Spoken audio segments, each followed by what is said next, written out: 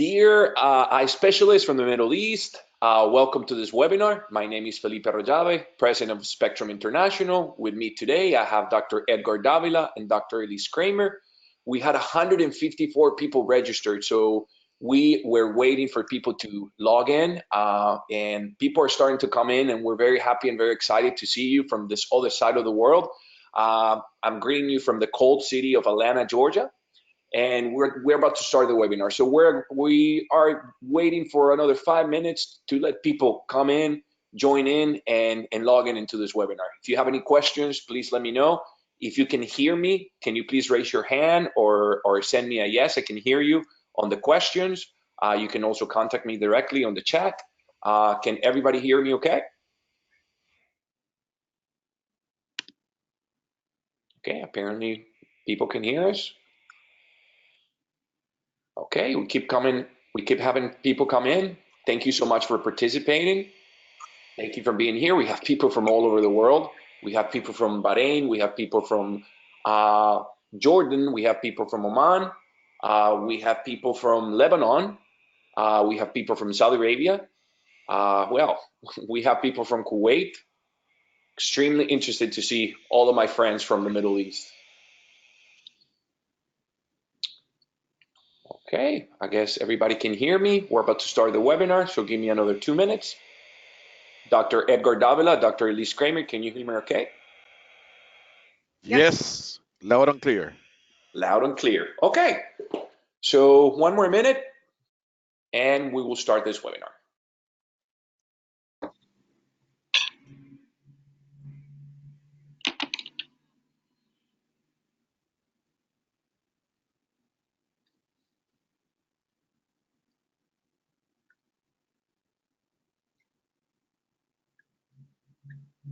Okay, so today we're going to talk about the current market situation, and I want to tell you of things that are happening here in the United States, are happening in Europe, and are happening in Latin America, and I know that pretty soon it's going to happen in the Middle East as well.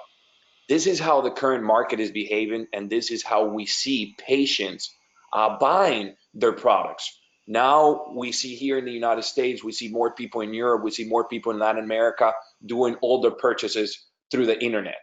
A lot of patients here in the United States and Europe are not going to the optical shops. They're not going to hospitals. They're not going to the optometrist. They're not going to the ophthalmologist to buy their contact lenses anymore. They're buying their contact lenses through the internet. So a lot of optical shops and a lot of doctors and optometry centers here in the United States and in Europe had to close their doors, and they have to move their business or do something completely different. So we want to make you aware of what's going on in the market. This is the future of contact lenses, believe it or not. These pictures were taken in Russia. These were contact lenses displayed in an automatic machine. So you put some coins there and you can get whatever prescription you think you are. So this is going to be the future of contact lenses around the world, and we see it more and more here in the United States. We see it in Europe, and of course we see it in Latin America, where contact lenses are just a commodity. In recent years, there have been new developments of devices that you can plug into your mobile devices or your smartphones, where patients can get refractions, they can get their eyes checked, and those devices are going to be communicating directly with the biggest factories of contact lenses. So now patients are going to bypass the doctor, the eye specialist, the optical shop, and of course, the distributors. So I'm going to tell you a secret, and this secret I've been in, and for those who have heard my conferences before, this is the secret that I keep telling doctors around the world. We need to stop selling contact lenses. We need to immediately stop selling contact lenses, and we need to do something different. We need to start fitting contact lenses. We do not need to sell them. We are not selling socks. We're not selling ties. We're not selling pants. We're selling contact lenses that go into the eye. Every eye is unique, and every eye should be treated differently. So this is why we come with a new line of products that is now available in the Middle East. We can now distribute these lenses into every single part in the Middle East. These lenses are manufactured in Europe. They're manufactured using robotics and ultra precision lathes. And what these lenses can make is that we can make custom soft lenses for any type of visual problem that your patient has. So Mark Enovy has over 3 proprietary lens designs. So you can choose whatever lens, contact lens material, you want. We have 3 lens materials. You have silicone hydrogel, you have hydrogel, and you have a biomimetic material. What is a biomimetic material? A biomimetic material is a material that carries the same decay as a silicone hydrogel, but it does not contain any silicone. Please remember that silicone is hydrophobic. So for those patients that want to have great comfort, they want to have wettable lenses, lenses they can wear throughout the entire day, we now have a material that is called biomimetic material. So remember, it has the same decay of a silicone hydrogel, but it does not contain any silicone. So whenever you're fitting the patient, now you can pick whatever material you think will work best for that patient. You can pick a regular HEMA material, you can pick a silicone hydrogel material, or you can pick a biomimetic material. On top of that, Mark Enovy can manufacture 11 base curves from 6.8 to 9.8. We can make 7 different diameters from 13.0 to 16.0, and we can make 241 spherical powers from +30 to -30. Again, we can make any cylinder up to -8 and any axis from 1 to 180. For those patients that have presbyopia, we have lenses that you can choose, again, in 3 materials, silicone hydrogel, hydrogel, and biomimetic materials, and you can choose add values from +50 to +4. So those lenses, you can also choose the material, what base curve you want, what power you want, what cylinder you want, what axis you want, and you can also choose that lens to be multifocal or progressive. And on top of that, you can also choose the modality of the lenses that you want to fit. We have lenses yearly, we have lenses that are monthly lenses, we have quarterly replacement lenses, lenses that you replace every 3 months, and we have 6-month replacement lenses. And again, we also have the yearly lenses, which is a very old material, but a lot of people are still fitting it in the Middle East. So again, with Mark Enovy, you can choose any geometry. You can make it spherical, toric, multifocal, and multifocal toric. You can choose 3 materials, silicone hydrogel, the biomimetic material that I was telling you about, that is called Origin technology, and you can choose a SiHy lens, a silicone hydrogel lens. Okay, so again, very different base curves, different diameters, different spheres, different cylinders, and different axes. What does this mean to us? Is that we're fitting different patients and each eye has to be treated differently. Again, Mark Enovy is on the verge of technology, and they're always trying to improve their technology, and they're spending a lot of millions of dollars each year in research and development. They came up with a new modality of lenses with UV protection and blue light protection. So now we see that whenever a kid is crying, the first thing the mom does is give that kid or that baby there's a cell phone or a tablet or a mobile device. So kids and younger eyes are exposed more to blue light and UV light now. So again, Mark Enovy is on top of the technology, and they came out with the first contact lens containing both filters. We have the first and only lens in the world that contains a class 1 filter and a blue light filter. You can choose those lenses to be either silicone hydrogel or HEMA. You can choose those lenses to be monthly custom lenses or soft disposable monthly lenses. The best thing is that we want to specialize your practice. So please remember that we're going to give you the ability to choose the material that you want. Again, 3 materials, silicone hydrogel, biomimetic, or regular HEMA. You can choose whatever base curve you want, whatever diameter you want, whatever power, cylinder, and axis you want, and you can make those lenses spherical, toric, multifocal, or multifocal toric. If you want, you can also add blue light protection to those lenses. And on top of that, Mark Enovy is now personalizing every single box that you order for your patients. So we can put either your name or the patient's name with laser on the box. So we want to protect your business, and we want people to stop buying their lenses online. This technology of buying lenses online is going to get to the Middle East. Please remember my words. In about 2 or 3 years, you're going to see a change in how patients behave in the Middle East and how patients are going to buy their lenses. We see it and we're experiencing this in the United States, Europe, and Latin America. You can see multiple companies that now sell their lenses online, and a lot of patients are forcing doctors to close their shops. We don't want the same thing to happen in the Middle East. This is why we're giving you the tools to specialize and to search for something different. By using Mark Enovy, you're going to be able to give your patients unique products, but at the same time, those patients are not going to be able to find those lenses online, because at Mark Enovy and at Spectrum International, we believe that every single fit needs to start with you, the eye specialist, and not through the internet. So now we're going to teach you about the Mark Enovy calculator. It's very easy to find. So all you have to do is go to our website, www.S as in Sam, P as in Paul, C as in Charlie, T as in Tom, international.com. And I can write this down before the presentation ends. Again, it's www.S as in Sam, P as in Paul, C as in Charlie, T as in Tom, international.com. And you can find the online Mark Enovy calculator. You can choose whatever modality you want, whatever material you want, and what geometry you want. And that calculator will help you calculate your lenses and the final lenses for your patients. So now I am going to switch the presentation with Dr. Rafael Clérigo from Spain. And I am going to welcome Rafael Clérigo in 3, 2, 1. Rafa, you're on. Hello, everyone. Hello, Felipe. Thank you very much for your introduction. I also like to thank all the attendees for dedicating a part of their valuable time for knowing the ellipsis system. So let's get to the point. Let me introduce you ellipsis system, a new system of GP corneal contact lens for regular and irregular cornea, with also a possibility to a multifocal version.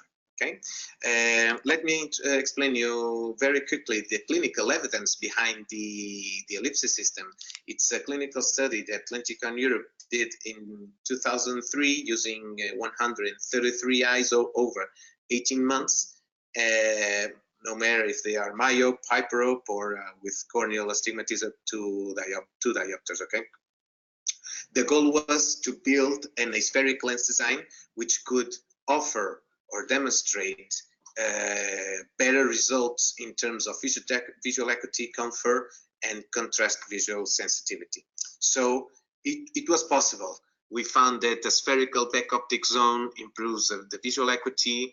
The using and modifying the lens eccentricity could provide a better comfort, and also a better lens stabilization and centering. So if you have a very good optic zone and well centered, of course you have a very high contrast visual sensitivity. In 2004, we've created the first ellipsis trial set with 12 lenses just for regular cornea, the ellipsis basic design.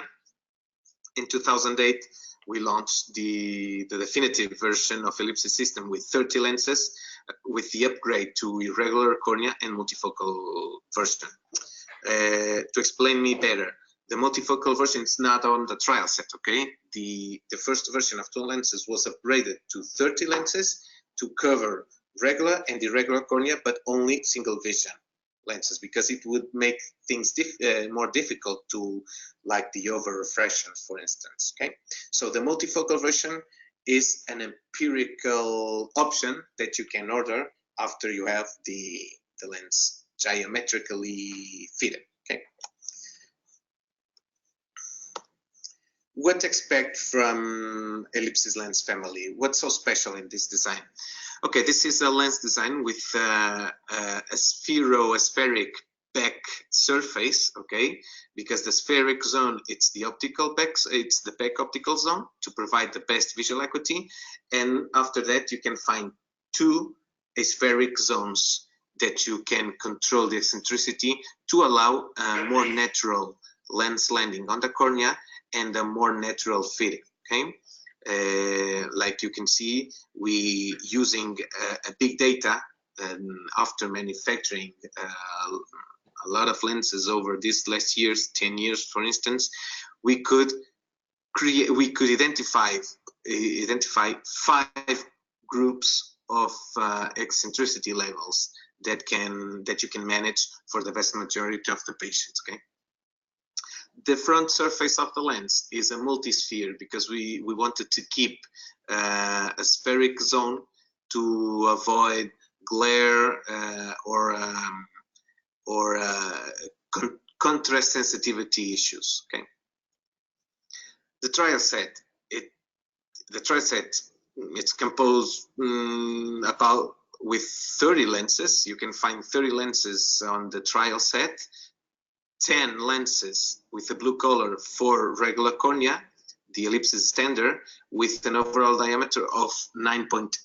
Okay, another 10 lenses with orange color for irregular cornea, ellipsis KC, with an overall diameter of 9.6, and 10 lenses identified with a purple color.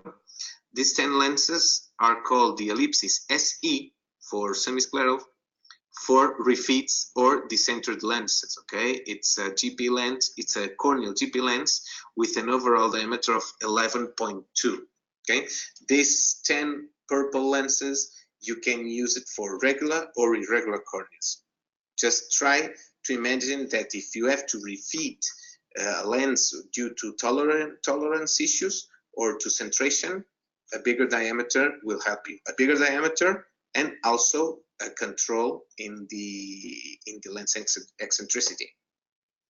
The material used in ellipsis is from Contamac, is called Optimum Extra, and the 2 major features of this material is the high decay and its very tight contact angle. So it's a material with high oxygen permeability and very, very wearable material. How to fit this lens? I'm not, unfortunately, I don't have time to explain step by step how to fit ellipsis lens, but if you are a professional, an eye care professional that loves to fit a GP lens through the subpalpebral fitting, you can keep doing it with ellipsis, or like me, that I prefer to use interpalpebral fitting. Okay, it's up to you. The thing is that if you need to fit a multifocal lens, you must ensure that the lens is well centered. So probably you should go to an interpalpebral fitting also. Let's see how much steps do you need to fit an ellipsis lens. To be honest, 5. Let's start with the first one. Let's calculate the overall diameter. You cannot fit a lens if you don't know the size of the surface that you have. So for a smaller cornea, you can fit a 9.6. For a middle cornea, you can fit 9.8. And if you have a big cornea, you can go from 9.8 till the visible horizontal iris diameter, the VHID, minus 1.4. Why not? Why can't you fit a corneal GP lens with a 10.5, 10.8 overall diameter? Remember that initially GP lenses were fitted with small diameters because the materials used in those times weren't so permeable to the oxygen. Okay, PMMA, for instance, 0 oxygen permeability. Right now, I told you that the Optimum Extra has a 100 decay, so you can fit a big lens because all the lens is allowing the pass of the oxygen. Step number 2, base curve selection. Now we have to separate how to select the base curve if you have a regular cornea in front of you, and for regular corneas you can use ellipsis standard and ellipsis SE. Okay, depending if you have a patient used to a GP lens or a new patient. Probably a new patient, it's more difficult in terms of comfort. So to tolerate the lens. So if you go to an ellipsis SE, you go straight away to a comfortable lens and save some chair time. Okay, so you have this chart that helps you how to calculate the lens regarding the corneal astigmatism that cornea has for a regular cornea. If you have an irregular cornea, you must change for the ellipsis KC design, or you can use also the ellipsis SE. Remember that the ellipsis SE, it's a group of 10 lenses with a very big diameter, but the combination of the parameters are prepared for regular and irregular corneas also, okay? So for irregular corneas, you have another way, another rule to select the base curve, okay? So you can see it here in this chart. Step number 3, let's evaluate the lens centering and fluorescein pattern. We recommend to separate this fluorescein pattern analysis in 2 ways, the static behavior and the dynamic behavior. The static behavior is open the eyelids of the patient, hold them, okay, and center manually, if needed, center the lens over the cornea. And that's the correct fluorescein pattern and analysis, okay? Later, you can release the eyelids and you can understand how the eyelids can condition or can modify the fitting, okay? But you must understand separately which is the direct relation lens cornea versus cornea, and after that, how can it be changed once the eyelid comes into the equation, okay? So separate for the static behavior and the dynamic behavior. And if you are fitting an ellipsis lens in a regular cornea, don't forget to analyze first the central fitting, just in order to understand if the base curve is correct, it's well selected. And once you have the base curve well selected, you analyze the edge lift to understand if you need more or less eccentricity, okay? Here you have the examples of different fluorescein patterns. If you are fitting in a regular cornea, this one in the left is for ideal fitting, a parallel fluorescein pattern. As you can see in the middle one, you can find the central pooling, so it's a steep lens. And as you know, a flat lens has a corneal central bearing and too much edge lift. This lens is uncomfortable and unstable. So here in these steps, you can see how to solve this kind of fluorescein patterns. If you are fitting in an irregular cornea, the fluorescein pattern is a little bit different. As you can see, the ideal fluorescein pattern in corneal ectasia is following the technique of 3 touching points. I will explain you later. A slight feather touch on the ectasia's apex and 2 alignment zones. If you have a steep lens on a irregular cornea, probably you will see a central pooling, presence of a trap bubble inside between lens and cornea, and no edge lift. And of course, if you have a flat lens, you can see corneal central corneal bearing, corneal staining, a lot of edge lift, air passing beneath, like you can see here beneath the lens. So this is a flat fluorescein pattern. This is the ideal one, they call 3 touching points. If you draw a line that can separate the lens into two halves and passing over the corneal ectasia, okay, you'll find the slight apical bearing, a feather touch, and 2 mid-peripheral bearing zones to align the lens, okay? That's what we call the 3 touching point fitting technique.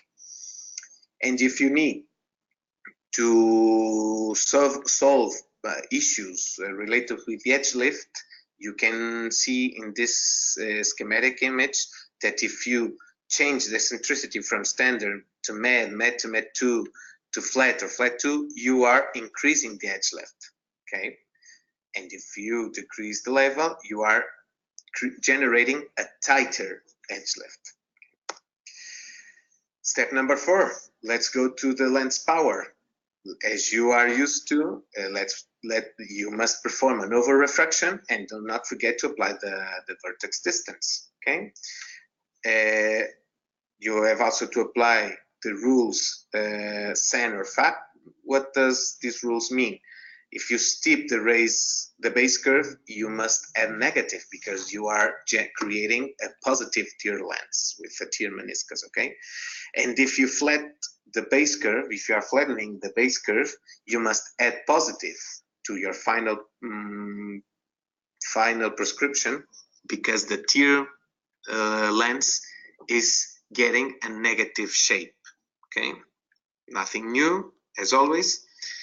And step number 5, let's order the final lens. So to order a final ellipsis lens, you must identify the design, design or geometry, if it's a standard lens, a KC or SE, the base curve you want, the power, even if you have already calculated the definitive lens power, or if you want to identify the tri-lens, give yourself the over refraction and the lab will apply the corresponding calculations of vertex distance and adding to the original lens power. You must identify the final diameter. You can use the same one that in trial set, or you can adapt it as you prefer. And the eccentricity level, okay? Probably you fit a lens with from the trial set, you like the central fitting, and the beauty of this trial set is that you can find a sequence, a well-studied sequence of base curves in combination with eccentricity level. So probably you have found a base curve that you like, but probably that eccentricity, it's not the best one. So you can jump 1 or 2 lens back or 1 or 2 lens forward in the trial set, and you can check with other eccentricity if you can get a better edge lift. So knowing that, you can order the eccentricity that you wish. And don't forget your presbyopic patients, as in technology and research and medicine are always in updating, okay? We are living more years, so population is getting older. So presbyopic patients, you will find more and more presbyopic patients. So if they are already fitted with a single vision GP lens, or hopefully an ellipsis lens, of course, why not update them or upgrade them to a multifocal design and let them enjoy their life with their lifestyle with a GP lens as they always did. Okay, ellipsis multifocal design is for simultaneous vision. We try to provide the same visual equity for both eyes. It's a center distance lens, and for reading, while the gaze is writing down, the lens will write a little bit up, and patient can see through pupil using the corrected power that they need for that specific task. Okay.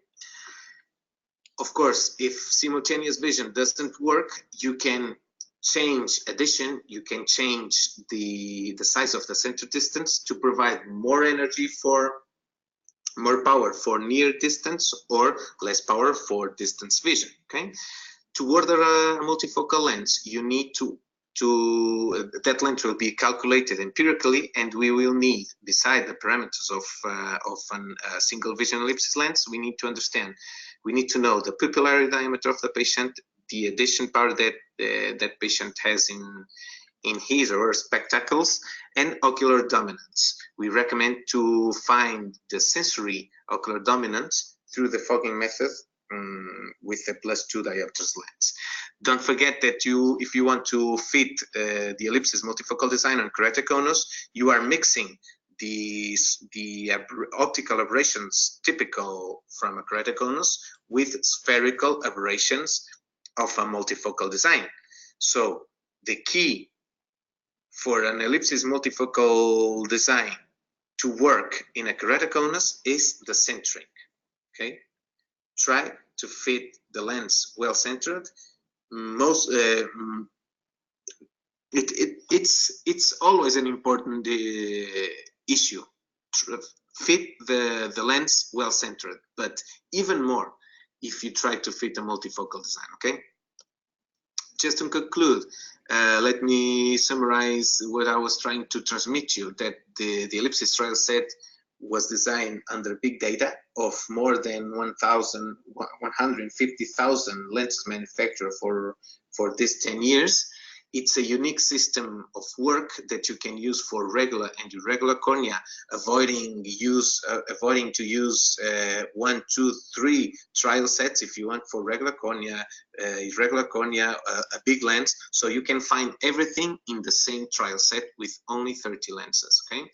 And thanks to the research made previously for this design, you can fit ellipsis lens in almost everyone, no matter their age, etiology, corneal condition, probably you can fit. Okay, so Lentica Myopia and Spectrum International would like to launch to all eye care professionals a challenge to change the spherical GP fittings towards an ellipsis lens and a spheric lens design. A more natural fitting, it's a more comfortable lens. Nothing more to say. Thank you very much. Felipe, you can proceed. Bye. Well, thank you, Rafa, for your amazing presentation.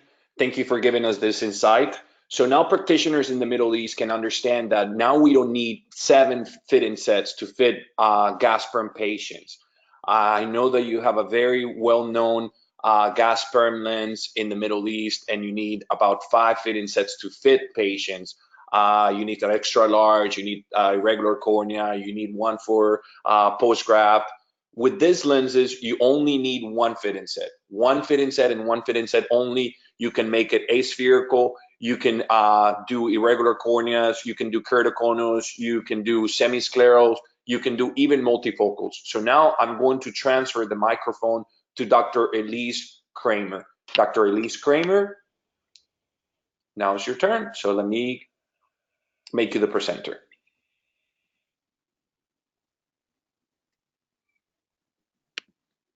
All right, can you guys hear me? Yes, we can. Perfect. So I think it's so exciting that all these amazing technologies are now available in the Middle East thanks to Spectrum International. Thank you so much, Felipe, for having me on this webinar. It's really exciting to be able to talk about these new technologies and also my experience with them. So I'm going to talk to you guys today about BioColors by Orion. These are my affiliations, just quickly. So these are cosmetic and also prosthetic lenses that are distributed worldwide by Spectrum International. And you can see here, these pictures that you see are actually the V series.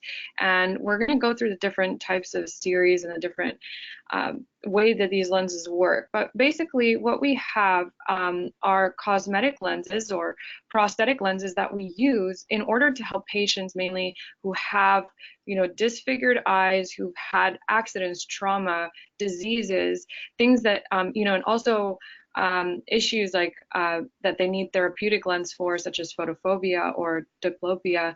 So we use these lenses in order to help them not only look better, but see better. And there's many different ways to combine these lenses in order to achieve that. So you can see here, this is the X series. Actually, there's 21 different colors available. There's 2 different iris patterns, and we're going to go through that as well. But basically, what we are doing with these lenses is we can change the eye color. We can reduce the size of the pupil. We can reduce the amount of light coming in. We can even create full occlusion while making it look like a normal eye. So you can see here how we can completely change the eye color, as you can see in this patient. And for example, this patient with a corneal laceration may have vision still, but with a lot of, just light photophobia coming in, and we can really cover that up while making the eye look better with a cosmetic lens. And so we have, therapeutic indications, but also cosmetic indications for these lenses. So these are the different things that we're going to go through. You can see that there's two different materials, methylsilicon 55%, polymicron 38%. The parameters are really extensive, which is amazing because this is really not available with any other type of lens. So you can go from +20 to -20 sphere. Cylinder goes up to -6, axis in 1 degree jumps, which is amazing. And you have base curves going from 7.8 to 9.2, and diameters from 13.5 to 16. So huge ranges, different customizations available. And so this is what the set looks like. So a lot of different colors. You can see that there's some lenses that have an X on it. So that's going to be the X series. The rest are going to be considered V series. And you can see different lenses that have U's on it. I'm going to explain to you what that is. And then on the top right, you can see that there's a black dot that's just a black pupil. You can see also a little starburst kind of pattern there, and a limbal ring. So that's just a peripheral ring that we use for cosmetic reasons. So the iris, basically, you can customize as well. So there's different HVIDs. So basically the diameter of the iris that you can choose. 1225 is the standard, but you can also do 10.5, 1125, 1175, 1275. And also the limbal ring, which I was just telling you about, which we use to increase an appearance of definition of the iris. Just keep in mind when you add that in, it does increase the diameter of the lens by 0.5 millimeters. We can do two different types of pupils, as I mentioned earlier. We can do clear pupils if you want the person to maintain vision, or you can do black pupil if you want to occlude the vision. These pupils also are customizable in terms of size, which is really important because, as you guys know, everyone has different size pupils or has different, visual demands and cosmetic demands. So that's going to be really important. So you can see here, so there's four different types of patterns. So we have the underprint, which is the U, as I was showing you earlier, the iris, which comes in X or V, which we'll go over, the starburst, and the limbal ring, again, which is just the peripheral ring that we put in to increase the appearance of definition. So I really like this chart that you see here. You can use this to help you determine what should be the base curve of the lens you choose based on the average K. So you can see on the left-hand side, you have your average K, and then you have your lens diameter. So that's going to depend on the HVID, so the person's horizontal visible iris diameter. And then if you have that and you just go down the chart, let's say, for example, you want a lens diameter that's 14, your patient has an average K of 46, then you might want to choose an 8.3. This is a really good guide to help you choose what type of base curve to choose for your patient. Again, you have diameters available from 13.5 to 16. In the set itself, the pupil size is 5 millimeters and clear of all the lenses, and they have a diameter of 14.3.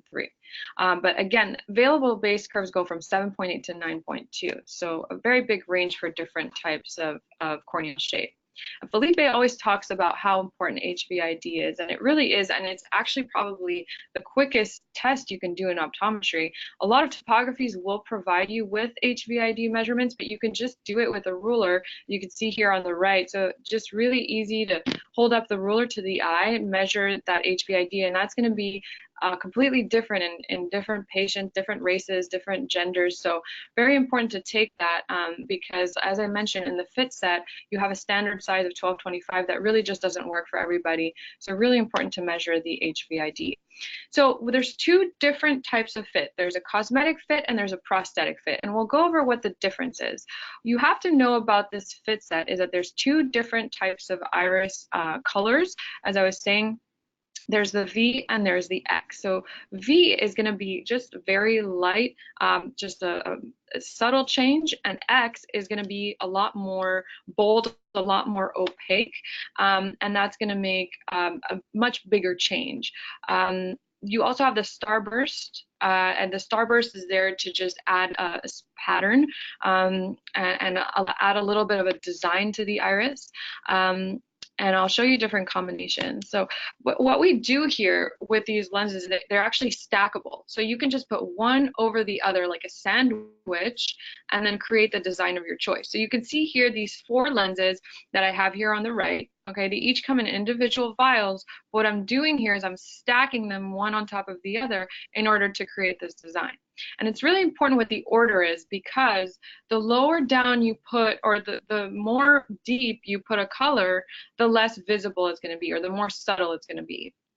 So here you can probably see that they put the limbal ring right on top, and that's why it's so dark. But if you wanted it to be more subtle, you would put it at the bottom. So again, if you put, this is a very good example, because if you put the green on top of the gray, it's going to look like the one on the left, whereas if you put the gray on top of the green, it's going to look like the one on the right. So it's 2 different colors, explaining that basically the order in which we stack them and order them, of course, with spectrum is really important. So toric, as I mentioned, cylinder goes to -6. If you do need to put a cylinder in there, there is a lens that comes in the set. It's a -3 at an axis of 180. And it has markings there. So all you have to do is indicate where those markings are rotating to in order to be able to customize that and compensate for any rotation. So prosthetic fit. This is different than cosmetic, because what we're doing here is not only are we changing the cosmetic appearance of the eye, but we're also including a therapeutic treatment for the patient. What do I mean by that? Either we're occluding the vision because the patient has, wants to block the light. We are covering the iris because we want to reduce the amount of light coming into the eye, so reducing the size of the pupil.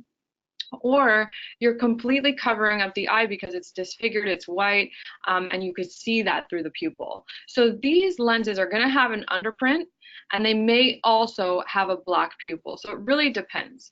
So if an underprint, all of them are going to have, because what you want to do is reduce the amount of light. If the person is still seeing through that eye, then you can use a clear pupil, but you can reduce it to the size which doesn't cause them any light sensitivity. And if they want to completely occlude the vision, you can actually use a black pupil, which is completely occlusive. The iris color selection, for that, you can also use the starburst, the limbal rings, and like I said, there's a black pupil in the set. So there's actually 4 different colors of underprints. These usually go at the bottom, and they all completely occlude the light. So the iris patterns themselves are not going to block any light, but the underprints do. And they all block the same amount of light. Doesn't matter what color they are. So really what you want to do with these underprints is you want to match it to the color of the patient's good eye as much as you can. And that's going to determine which underprint to use. But in terms of blocking light, they're all the same. So this is a really good example of a cosmetic lens. There's no underprint here. These are just different colors. There's actually 5 different colors stacked one on top of the other, and it's a really, really nice match. So this is just an example of how we can combine these lenses to really create unique designs and match even very uniquely colored irises. So very interesting. You can also decenter the iris. So if a patient has like esotropia, exotropia, they want their eye to look a little bit more aligned, what you can do is you're going to create a larger lens. It's going to be at least 14.5 millimeters in diameter, and you can actually decenter the iris up to 2 millimeters. So this is a little bit more of a challenge, but it is definitely rewarding for patients who want to have a more aligned appearance of their eyes. So these are just different examples of why you would want to use a prosthetic or cosmetic lens. And again, the glossary, very important: underprint, starburst, limbal ring. The underprint is the base color, which is going to occlude the light. The starburst is just like a frill. It's a design just to change the design or match the other eye. And the limbal ring, again, adding definition to the periphery. You could see those 3 different ones here. On the left, the underprint, and then the starburst and the limbal ring. So just other examples: iris coloboma. So these patients frequently have just photophobia, very sensitive to light. Corneal opacity, so this could be from a variety of different reasons, but probably infectious. And this is aniridia. So these patients also have, severe photophobia sometimes. And then here, transillumination, for example, patient with severe pigment dispersion or ocular albinism. And we can really, really change eye colors. So it's very impressive what you can do with these different colors, different combinations. So you could take someone who has a completely brown eye and just make it very green. Obviously, as you look up close, you can really see, but when you look far away, it's more subtle. You can also enhance the eye colors. You could take from a light blue to a sharper blue, and for that, it's just like a tint, but we can also do that. And you're going to do like a lighter, like a more blue tint, a less blue tint. So it really depends what your patient's looking for. So just a couple cases. This is 63-year-old Caucasian male who came in with a visual disturbance. Actually, he had cataract surgery with a monofocal IOL implant. He also has keratoconus, and he was just complaining of a lot of glare, and they thought it was due to keratoconus, so they actually fit him with a GP lens, but he still had glare. And so you could see here the odd shape of his pupil, and you could see that he had some residual astigmatism, but as I mentioned, the glare was still there with the GP lens. So what they did was they fit him with a cosmetic prosthetic lens just to reduce the size of that pupil. And actually for this case, it was just an underprint that was used because it matched really well. So just an underprint alone, and that really was able to just help out with the photophobia, and also even the cosmetic appearance of the eye improved. So overall, really good. This is another case, high astigmatism, both eyes. She was using another company called Fresh Look Gray, and you can see these are her topographies. Again, high astigmatism. And for this, as I mentioned, there is a toric lens that's good where you can account for rotation. So this is a lens that was tried. You can see she had 10 degrees clockwise on the final fit, but that's important to specify when ordering these lenses. And so you can see what the final lens looks like here. So this is a model. She comes to see me actually in my office here, and for her, what I do is I just enhance her eye color. She already has blue eyes, but to make it stand out more in photos, we do that. So, cosmetic only. This patient has this good eye. This is the transplant that failed years ago, and with a cosmetic lens we were able to make it look really good. You can still see the stitches back there, but if you put an underprint under there, it should cover that completely. What you're doing is you're taking patients who just don't feel comfortable with their appearance and just making them look, better, normal, making them feel better. These patients can have more self-esteem. They can get jobs. They can, people, they don't feel like someone is always staring at their eyes. So it's definitely a huge benefit, not only therapeutically, cosmetically, but also psychologically. And we can do that with these lenses. This patient actually had congenital cataracts and nystagmus, and you could see how deformed the pupil is, and so the patient had a lot of photophobia. So we actually did a prosthetic lens in both eyes, just making both of them look normal and also reducing the amount of light coming in. This was an actor, so he's doing a movie. He was doing a movie that is basically just a heroin addict playing a heroin addict, and heroin addicts have very tiny pupils, so we were able to just design a lens with a very, very, very small pupil to make it look like he would fit the role there. And so there are some dangerous alternatives. Why I'm bringing this up is because a lot of patients are looking to change their eye color and they want a quick fix, but a lot of these are not approved. They're not there are no long-term studies on them. With Orion and Spectrum, we have the ability to give patients new cosmetic appearance to their eyes, and in a safe way. So this is a surgery that's being done right now in France, where they actually they almost tattoo the cornea with a color. Again, there's no long-term studies on this, so we don't really know what's going to happen to these patients. It's been done a lot, and I personally think it's a little scary. So This was a patient who got an iris implant. I'm sure you guys have heard of that type of surgery. Very dangerous. She developed uveitis, glaucoma, hyphema syndrome, and now she's almost blind in both eyes. So it's really sad. She was a model before. So just be very careful with the alternatives. We have something safe that we can offer now. We've had a really important holiday, Halloween, so that's always a fun part. And with Spectrum and Orion, we can design these really cool effects, contact lenses, which are also available, not just for Halloween, of course, but for costume movies and other fun things like that. This is actually myself. This is a friend of mine with Walking Dead.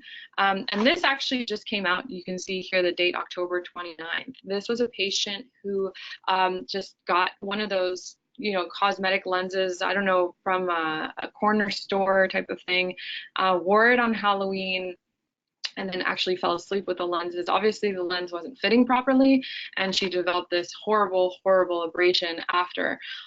So we, like I said, these are medical devices, and we're able to do it in a safe way. And I think that the more we educate our patients on that, the safer they'll be, and they can look better and feel better, but under our supervision. So that's it. Thank you so much again, Spectrum, for this opportunity. And if you have any questions, I'll be here.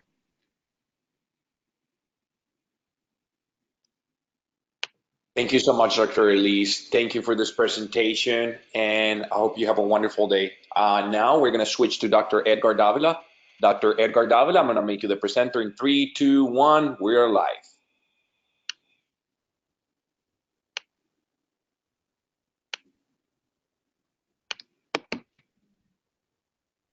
And you're muted, Dr. Davila. Yes, hello. Just want to make sure that you're actually seeing my screen. Please let me know to make sure. You got it? Got it. Thank you. Thank you. Okay, greetings from Puerto Rico. This is Dr. Davila. Happy to be here with you, sharing a little bit of information regarding our newest scleral lens. It is called a Smart Lens. We're really happy to be able to offer you this technology to share with you in the Middle East. So let's get to it.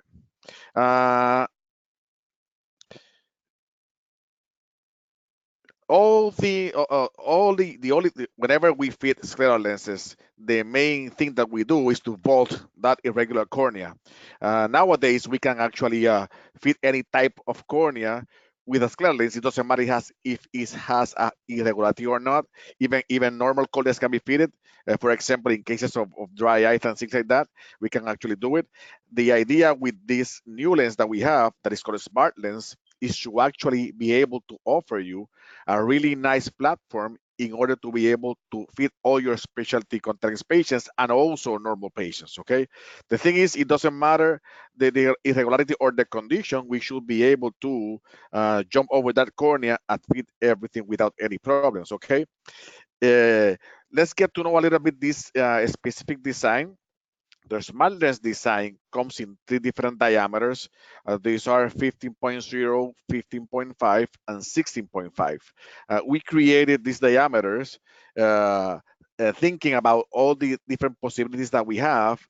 These are the default diameters that we have, but we can, in case you need a smaller or a larger diameter, we should be able to offer them to you without any problems, okay? So these are the defaults, 15.0, 15.5, or 16.5. But for example, if you need a 17.3, we can do that also. Of course, that will depend in terms of the size of your cornea, and we'll see a little bit forward how we are going to do that, okay? So the question is, how do we choose when to use each? That's a really interesting questions, and we should actually discuss it. First, all we have to do is, you can, of course, let's go a little bit slower just to make sure that everything is okay.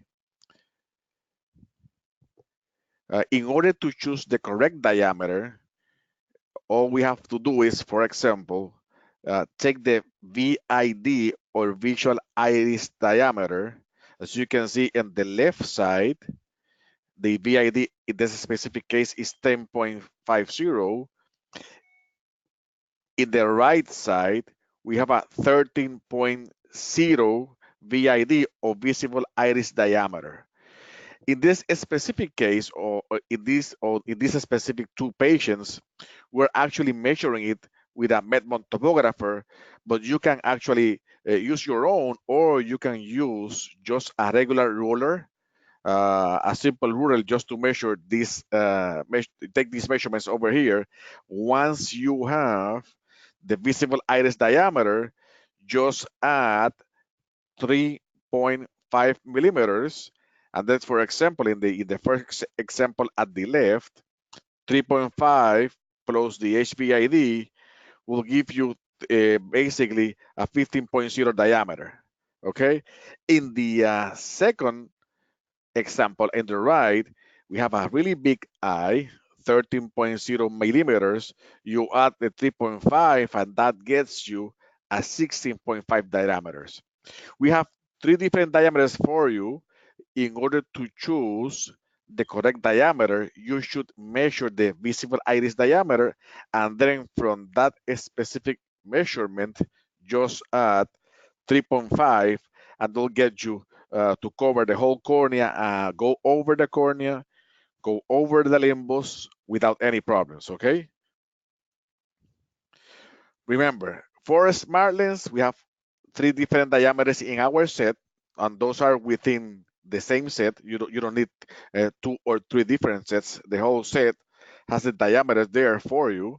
And remember, one other way of actually fitting these patients with this specific lens is to just be able to, or to check on the sacs that you need in order to go over those corneas. If you have lower sacs, you should be able to use smaller diameters. If you have, of course, higher sacs, and more asymmetry, probably you will need a large diameter in order to be able to vault the whole cornea and the limbus. It just makes sense, just a simple way of actually fitting this type of lens. You have big corneas, you go large. You have small corneas, you go small. You have higher asymmetry, you go large. If you have lower asymmetry, you go small. As simple as that. We already did some studies in order to be able to offer these diameters to you. And with this diameter, you should be able to fit almost 90% of your patients. Of course, like I mentioned before, if you need a higher or a smaller diameter, we can custom make those for you without any problems. One question that we are actually answering right now is, should scleral lenses be symmetric or toric? We have different studies, and different studies has been done.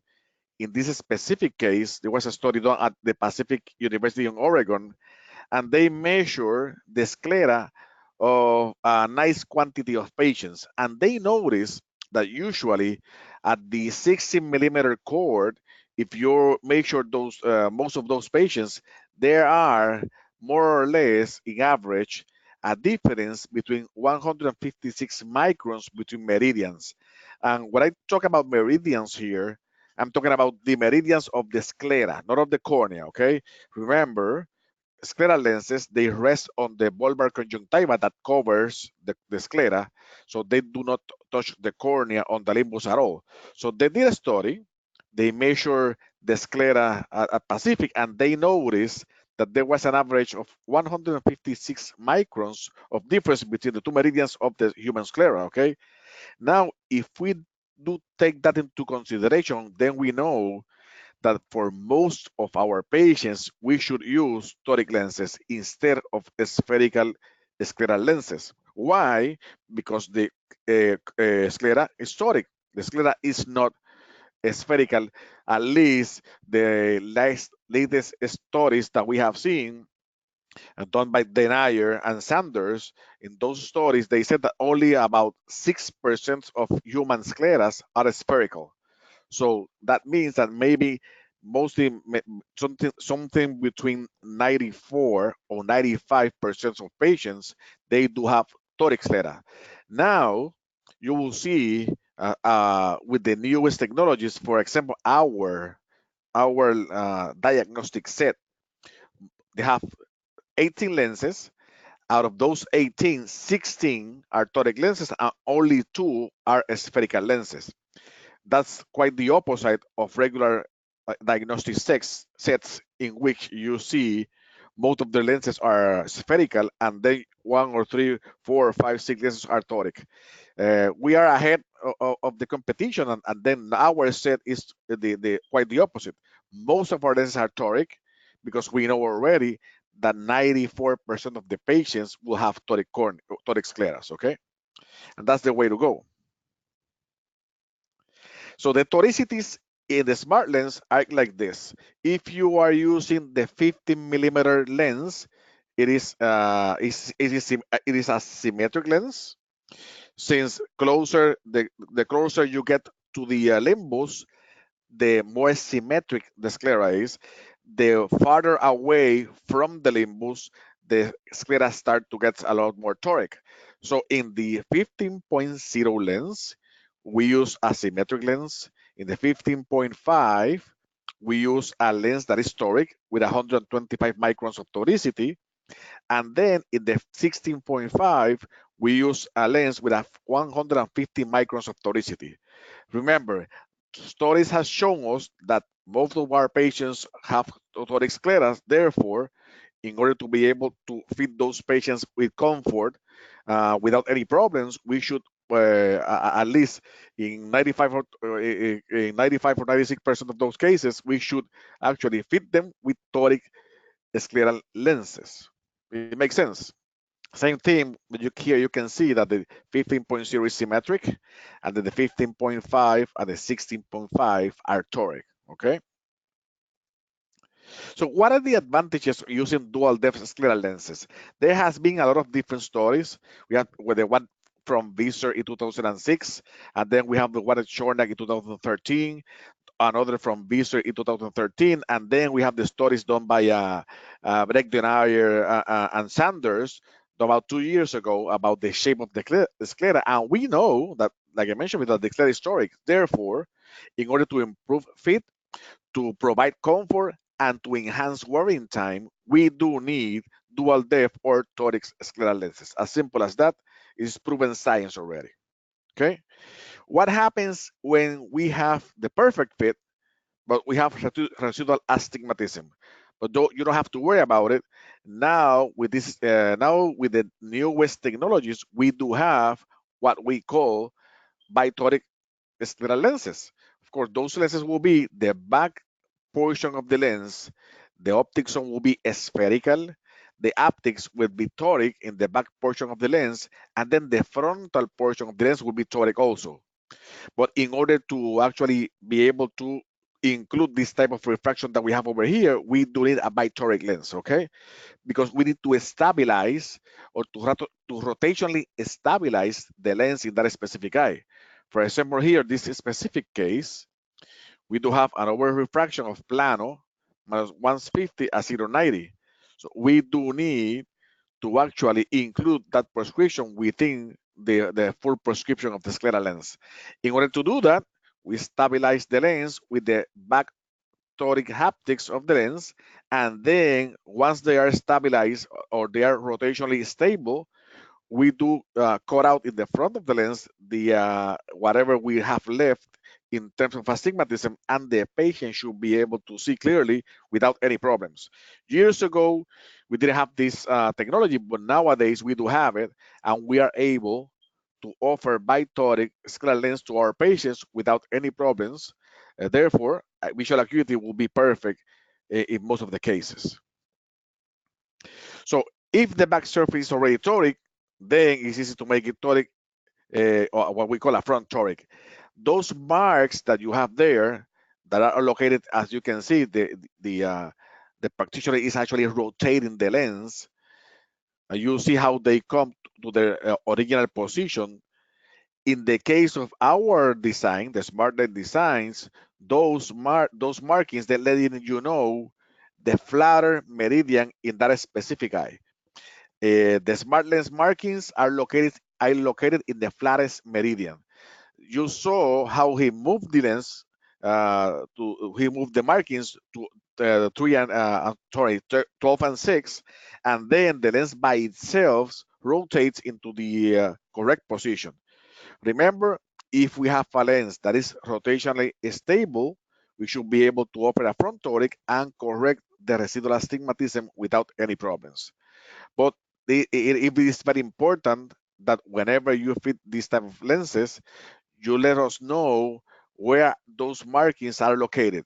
In this specific case, it is very simple to do that. As you can see, they are located on 3 and 9 without any problems. But it could be 11 and 5, it could be 1 to 7. It doesn't matter as long as you record that information and let us know about it so we can actually create a front toric for you. Over refraction is very important. Remember, at the very end, almost at the very end of your fitting, all we need to do is on over refraction and verify if it is spherical or spherico-cylindrical. If it's spherical, no problem. If it's spherocylindrical, no problem either, because we are able to offer you a nice lens, a very stable lens, a very stable bitoric lens to correct any type of residual astigmatism. What are the zones of smart lens? A smart lens is a 4-zone scleral lens. As you can see, the central portion of the eye will be the central vault, and then here we have what we call the peripheral corneal zone. Here, this one will be the central zone. Then we have the scleral landing zone. That's the last or the aptex, and then we have the limbal lift zone. Of course, this area over here, it covers mostly the central cornea. Then the second ring over here will cover the peripheral cornea. This is a very important portion of the lens, because if we have ectasias that are located peripherally instead of centrally, we should be able to clear them while using the peripheral corneal zone that we have over here. Then we have the limbal lift zone. This means the area that goes over the limbus. Of course, remember that whenever we fit scleral lenses, you are not allowed to touch the cornea or the limbus. And then at the very end, we have the aptex or the scleral landing zone. These are the area that's actually touching any tissue, okay? Remember, central portion won't touch the cornea at all. The second ring, peripheral cornea, will go over that area also. Then we have the limbus areas, go over the limbus without touching it. And then at the very end, the scleral landing zone, that is, those are the same thing as the aptex, that are the ones that actually rest on those tissues. Remember, with the smart lens, the 15.0 lens is a spherical lens, and the 16.5 and 16.0, those are toric lens. Therefore, the last area is do have a toric aptic in order to accommodate or be able to fit that toric sclera that 94, 95, 96% of our patients, they do have. Always, we have to think in microns now. Years ago, we were used to work with regular GPs, and we were always thinking in millimeters or in base curve. Nowadays, while using scleral lenses, we're thinking in terms of microns, okay? As you can see, the central board zone here, if you go to our diagnostic set, they usually have 200 microns increments between lenses, okay? And then we think that this thing is really smart in terms of what we can offer to you. Anytime you change any step from the peripheral corneal zone or the limbal lift zone or the scleral landing zone, every step is in 25 microns. It doesn't matter in which area is located. It doesn't matter in which zone it is located. We designed that specific lens to have the same amount of microns per every step. We think that that is very nice, and it is very smart way of actually doing it, because in other type of lenses, if you have, for example, a step in the periphery, it could be different from the step in the limbal zone, or quite different from a step in the scleral landing zone or the optic zone. We design our design has the same amount of microns. It doesn't matter in which area, so you don't have to worry about thinking in which area you're working. Always, every step in every one of those curves is going to be 25 microns, up or down, okay? But it is the same thing all over the profile of the lens. Normal thickness, our lenses, the regular default thickness is 0.30 or 300 microns of thickness, okay? We do believe that is a real nice thickness for our set. Of course, if you need the thickness to be higher, we can order it without any problems. In cases in which you do have flexure, we can order, for example, instead of maybe 0.30, we can order 0.35 just to avoid flexure. That will be one case. Or if you do have a patient in need of a lot of oxygen, maybe you can, instead of going thicker, you can go thinner, and then order a lens instead of 0.30, order a lens of 0.25 microns or 250 microns, okay? We can even do that for you. But the default thickness of all our lenses in the set is 0.30 or 300 microns. So that enhances the pass of oxygen throughout that specific material, okay? In spline construction, our haptics, are the most peripheral area of the lens. That's the one that actually rests in the specific sclera, or the on the conjunctiva over the sclera. We do have what we call a spline construction. We don't use curves. We don't use tangents. We use splines. What is the difference between those two? You could have a regular curve, or you can have a regular tangent. You can have what we call a spline. The difference between those two is spline. They're more. You should be able to actually describe it as a curve with a complex polynomial. What that means is it's a very specialized curve, instead of a regular curve instead of a regular curve like a tangent of or a spherical curve. Here we can actually design a specific curve that is able to rest in the sclera, tangentially aligned to it without any problems and without causing too much compression or impingement. Okay, of course, those splines are proprietary, but we should let you know that we do design them like that in order to be able to provide comfort and a really nice landing in those areas. One question that people ask me whenever we're going to fit the smart lens is, do we need fancy equipment to fit it? The answer is no, we don't need fancy equipment. Of course, if you do have it, it will make your life a little bit easier, and you should go a little bit faster. But you don't need a corneal topography or an OCT in order to fit this type of lenses. All you do need is this, of course, the set. And once you have the set, that specific set will be your topographer. The set will be letting you know more or less what is the curvature of that specific cornea. Remember, whenever we fit scleral lenses, we should go over the cornea and over the limbus. That's why we're not touching any tissue at all, if we're doing a right fit. So we do not need fancy equipment, but if you do have it, it will be easier and faster for you.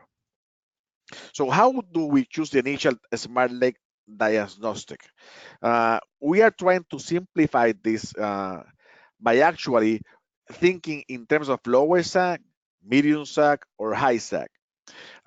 Because, like I mentioned before, if you use low sag and have just a little bit of asymmetry, you should be able to use a 15.0 millimeter diameter lens without any problems. Whenever you have patients with medium sag, like for example, early keratoconus, moderate keratoconus, or maybe PMD, you can go a little bit larger, and then use, for example, instead the 15.0 use the 15.5. And of course, if you are fitting a really high sag tissue or cornea, in this case, bulging grafts, advanced KC, or medium to severe keratoconus, you can use the 16.5 lens that provides a really high sag. Of course, like I mentioned before, if you do need, sometimes we have really big corneas, and in order to be able to go over it, you will need maybe a 17.0 or 17.5 lens. Those are not our defaults, but we can do that for you without any problems. We can actually made to order lens for you in those diameters.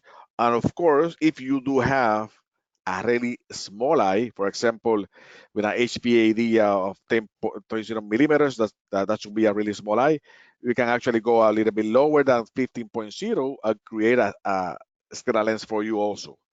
So the thing is, in order to, while using the diagnostic set, just before you start, let's try to do a little triage and verify if what do you have in front of you, if a low sac case, a medium sac case, or a high sac case.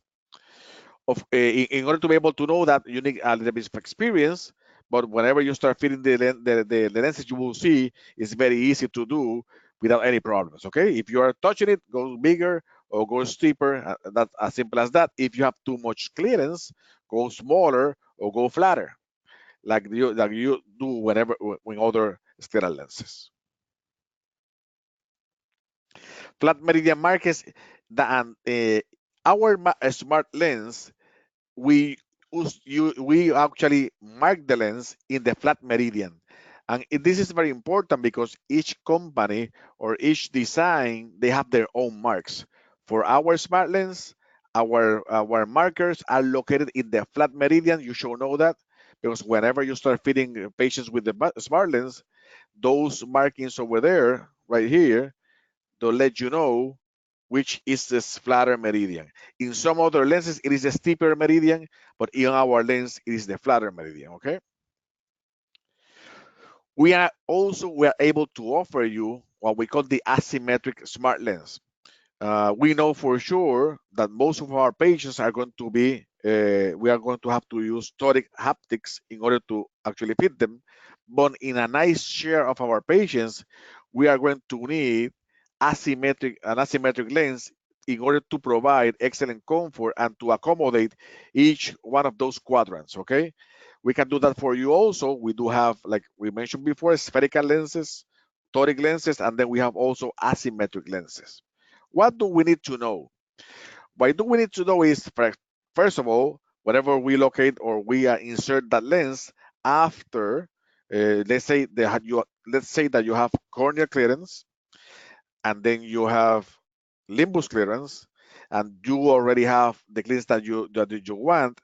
If you notice that in one quadrant the lens is too steep and in the other the lens is too flat, you can actually fix that using a quadrant specific smart lens.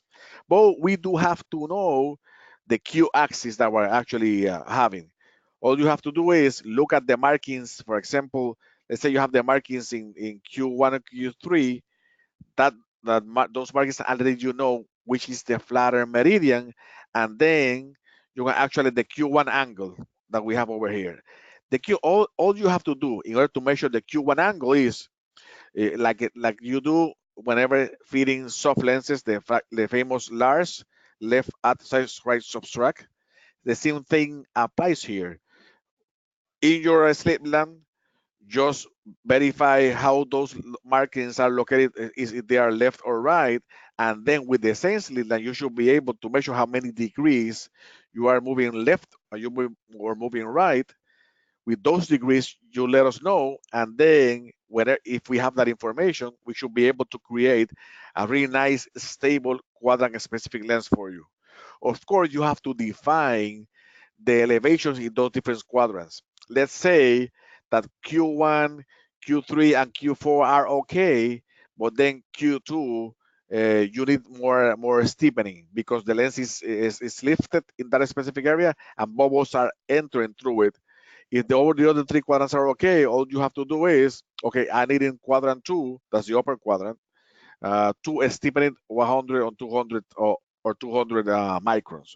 Or it could be the opposite way, that you need to flatten at a specific quadrant instead of actually steepening it. The whole idea is whenever we use quadrant specific lenses, we need them to be rotationally stable. And how do we rotational stabilize a lens? By using toric haptics. But you don't have to worry, because our set, 98% of the lenses there are toric, so the lens will be already stable, and then all you have to define which quadrants to actually lift or steepen. As simple as that. And then, of course, we need the q-axis to know where the lens is located. We do offer also multifocal optics. If you do need a multifocal contact lens, all you have to, a multifocal scleral lens, all you have to do is let us know, and we do have what we call a near distance scleral lens for you. As you can see over here, right in the middle, right in the center, those are negative power. So that's distance center. And then if you go off to the periphery, it increases in power. So remember, we are able to offer you multifocal optics. We're able to offer you as multifocal smart lens. The design that we use is a distance center scleral lens. Simple, fit by SAG. Like I mentioned before, we have 3 different SAG diameters. If you have a lot of SAG, we can start with a very shallow lens. If we do have a lot of SAG and we need to maybe go vault over a cornea with a lot of SAGs or just the height, well, as simple as that, we should go to a really high SAG lens.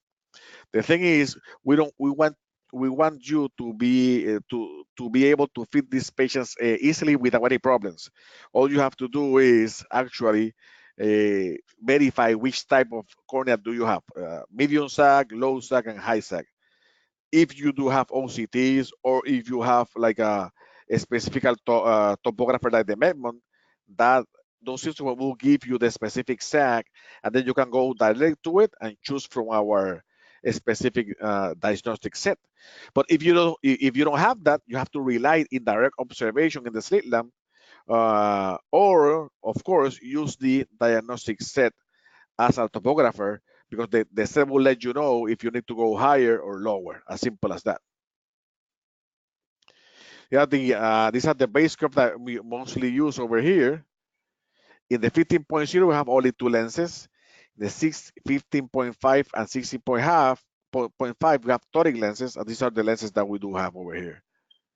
So really nice set for you, covering three different diameters, and you should be able to, at least 90% of your cases, be able to fit them without any problem. Like you mentioned before, spline technology creates forgiving fits. If the fit of the optics is very tangential, it is not too steepened, it doesn't create any blanching or impingement, and therefore the patient is happy with good comfort and a really nice forgiving fit. Same thing.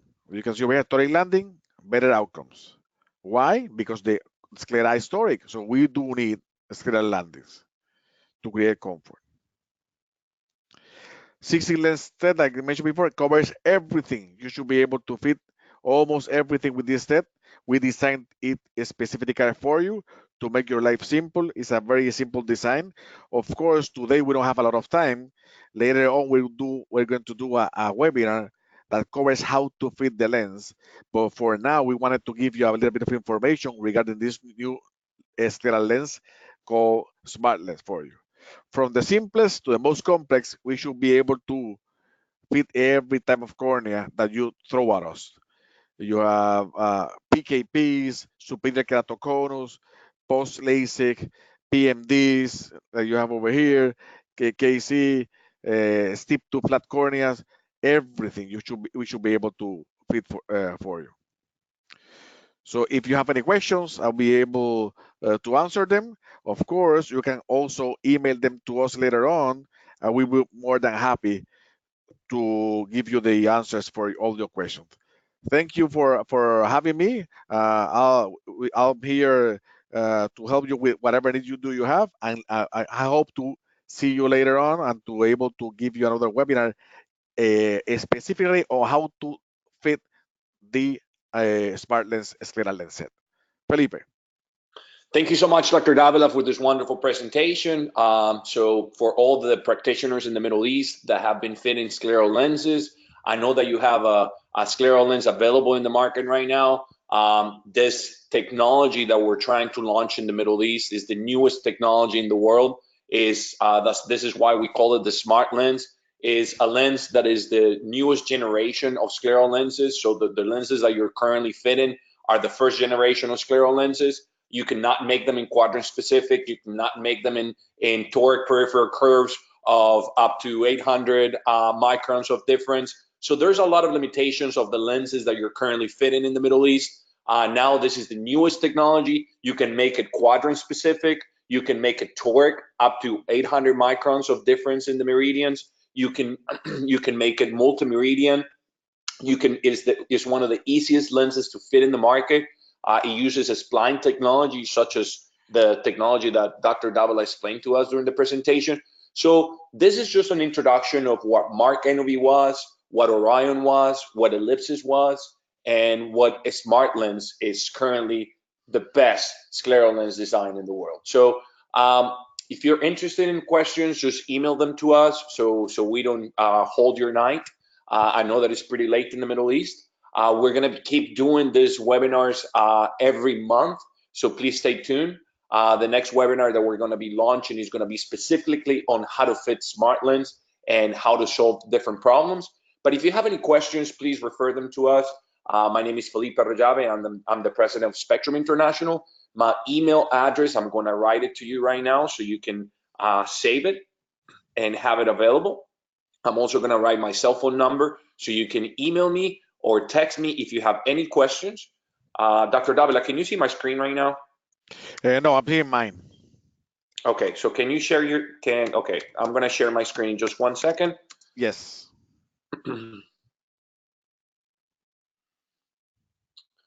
Make yourself the presenter again. Yeah, I'm going to do that. Make the presenter. Okay. So you should be able to see Dr. Davila. Tell me if you see my screen. I'm seeing yours. Okay, perfect. So this is my email address. This is my cell phone number. And this is our website, the one that I was telling you about in the beginning of the presentation. You can check all of our products there. You Past can webinars. use the market calculator. I'm sorry, what? Past webinars. Past webinars. You can also see all the webinars that we hosted. I'm also going to write down the university that we have where we had hosted all of our webinars. Spectrum University. SpectrumUniversity.net. So this is a very important subjects for you. The first one is my cell phone number. Second one is my email address. The third one is our website. And the fourth one is our university. So please make sure to write this down. Please make sure to ask us as many questions as you want. We want to change the landscape of eye specialists in the Middle East. We're now fully operational in the Middle East. So whatever product you want, whatever product you're interested, please let us know. We do have multiple distributors in the Middle East and we're looking for more. So please stay tuned for more education and stay tuned for more technology. And we're here to help you. Thank you so much for participating tonight. I hope you have a wonderful night. Thank you, guys.